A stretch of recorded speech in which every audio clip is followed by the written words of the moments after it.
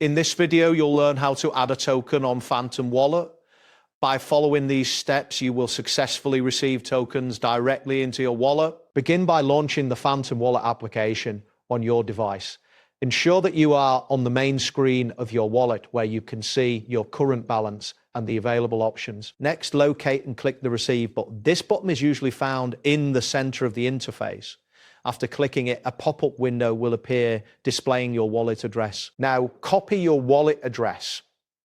You can do this by clicking the copy icon next to the address. This action ensures that you have the correct address for sending tokens. After copying your address, you need to send the desired token to this address, open the wallet or exchange from which you're sending the token, paste your wallet address into the designated field for the recipient's address. Once you have entered your wallet address, confirm the transaction details and initiate the transfer.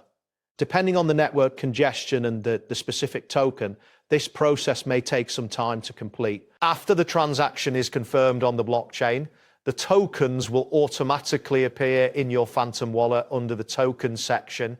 You can navigate back to the main screen to verify that the tokens have been successfully added. That wraps up today's guide. Thanks for watching and catch you in the next tube call.